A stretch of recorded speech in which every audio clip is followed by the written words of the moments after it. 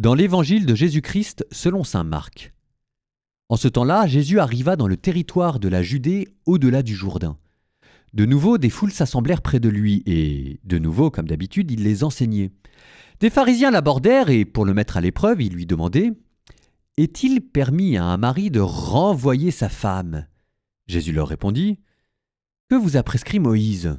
Ils lui dirent « Moïse a permis de renvoyer sa femme, à condition d'établir un acte de répudiation. » Jésus répliqua « C'est en raison de la dureté de vos cœurs qu'il a formulé pour vous cette règle. Mais au commencement de la création, Dieu les fit hommes et femmes.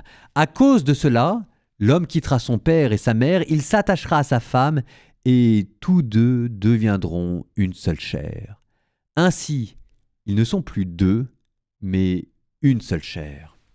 Donc ce que Dieu a uni, que l'homme ne le sépare pas. » De retour à la maison, les disciples l'interrogeaient de nouveau sur cette question. Il leur déclara « Celui qui renvoie sa femme et en épouse une autre devient adultère envers elle. Si une femme qui a renvoyé son mari en épouse un autre, elle devient adultère. »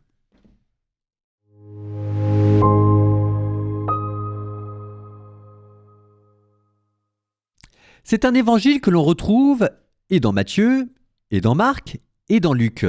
Mais si vous me suivez régulièrement, vous savez qu'à chaque fois, il y a des petites différences. La petite différence, elle se trouve dans Matthieu. Et pourtant, c'est aujourd'hui dont je vais parler de ça. Elle se trouve dans Matthieu et c'est une phrase en plus. C'est une phrase, ce qu'on appelle la licence mathéenne.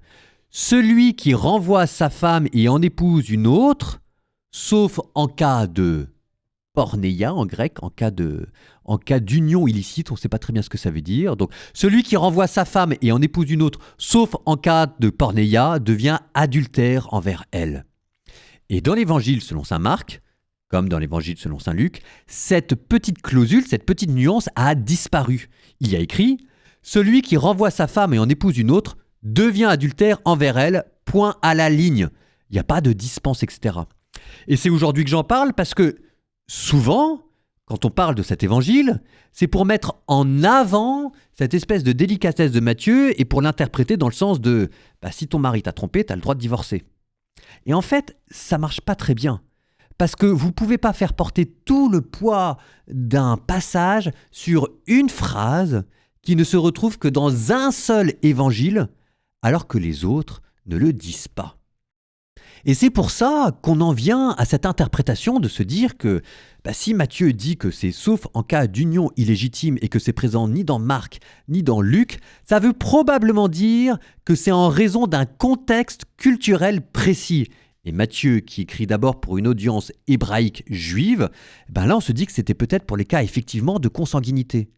Et Marc, lui, qui, on le sait, écrit pour une audience d'abord latine, dans lequel le divorce est légal et ne pose aucun problème, a tendance, lui, à durcir le trait pour dire que non, c'est pas possible. Je vous dis ça parce que c'est ce qui explique la position de l'Église. Quand l'Église interdit le remariage, ce n'est pas le plaisir malsain de fatiguer les gens en étant inutilement dur. C'est parce que il est question d'une certaine forme de fidélité à l'Évangile et à l'enseignement de Jésus. Maintenant, on a compris que la vie était dure. On a compris que c'était difficile, dans une société qui encourage le divorce, d'avoir des mariages qui tenaient longtemps. Donc, une fois qu'on est fidèle à l'enseignement de Jésus, il y a aussi un temps pour la pastorale, pour la pédagogie et pour prendre soin des gens avec leur histoire qui souvent sont des histoires compliquées. Mais vous voyez, ça vous donne cette espèce d'équilibre qui est un peu un numéro d'équilibriste que l'Église essaye de faire sur la discipline du mariage pour à la fois tenir la fermeté que Jésus demande et en même temps de prendre les gens là où ils en sont avec leur vie brisée et il faut les bichonner, les chouchouter et bénir ce qui peut être béni. Donc, écoutez, je sais que c'est pas facile d'être catholique, je sais qu'il y a des bons évêques et des mauvais évêques, je sais que parfois il y a des prêtres qui sont trop laxistes, d'autres qui sont trop fermes, n'empêche que sur cette question-là, vous pouvez être fier d'être catholique. C'est probablement en ce moment le meilleur rapport qualité-prix, si jamais je puis dire, sur le marché. La plus belle manière d'être à la fois fidèle et à la fois souple. Fidèle pour des bonnes choses, souple pour des bonnes choses aussi.